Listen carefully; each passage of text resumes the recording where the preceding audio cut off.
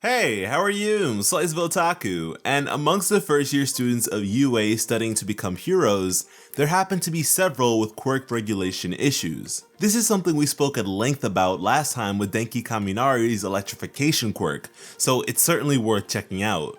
But with this installment of our Quirk Evolution series, we'll be breaking down a similar situation in the case of Mina Ashido and her quirk, Acid. Now, this quirk actually falls under the classification of emitter, as she's able to secrete liquid acid from all parts of her body via her skin. However, I would go as far as to argue that because her quirk distorted the pigmentation of her skin, giving it its pinkish coloration, and she naturally has horn protrusions on the top of her head, as well as oddly colored eyes, that she may also be considered a heteromorphic or mutant quirk wielder as well, despite such attributes lacking any sort of straightforward applications as far as we've seen. Now, although her quirk is relatively simple, it is surprisingly one of the best in the class as far as I'm concerned.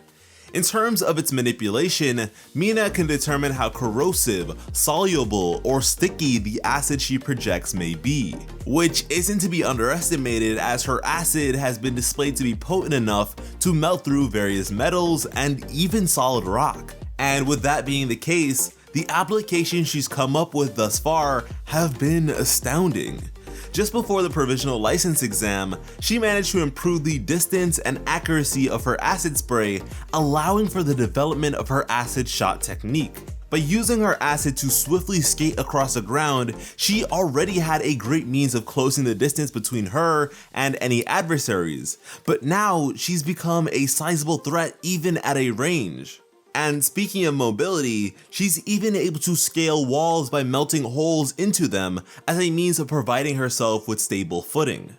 In the defense department, because of just how corrosive her acid can become, with her acid veil technique, she can block the vast majority of projectiles with a wall of said acid. And so hopefully by now you're getting a sense of how amazing this quirk really is, but of course it isn't without its shortcomings. Sure, Mina has a major resistance to her own acid, but that's not to say that she's completely immune. Over periods of extended usage, her skin may gradually become more and more susceptible to such corrosion. And I'd only imagine that the more corrosive the acid she's using happens to be, the faster this innate resistance will wear down.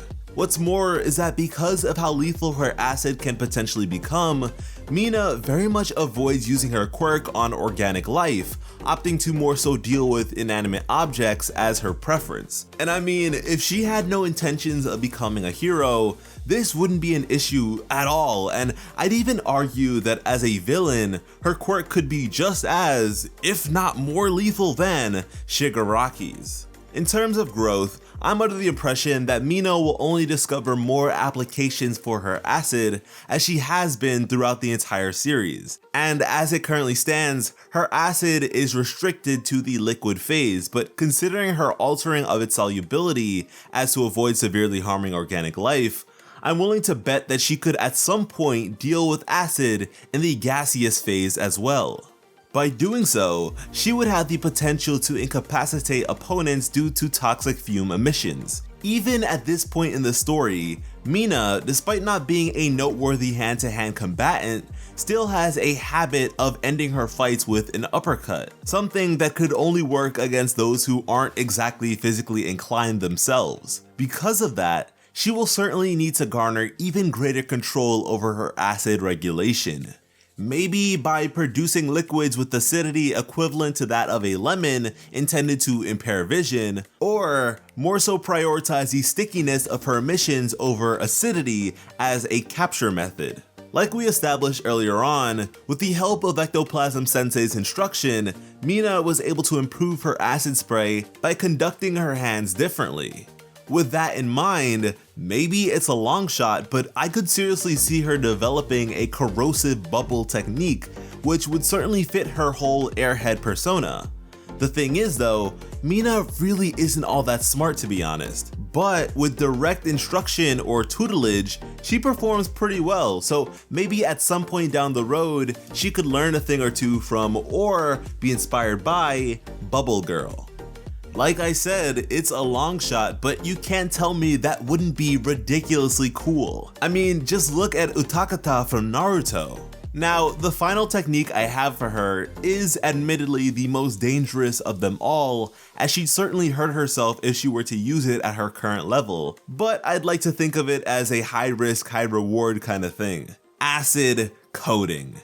If Mina were able to coat herself in a protective layer of acid, the majority of close range or hand-to-hand quirks would have a really hard time dealing with her and would have to completely avoid touching her. And if it were corrosive enough, she could even charge straight through solid objects in her pursuit. And I suppose as a means of working up to this final gambit of a move, she could begin by partially coating portions of her body, such as her arms or legs, and shifting elsewhere once she hits her limit in any given bodily region.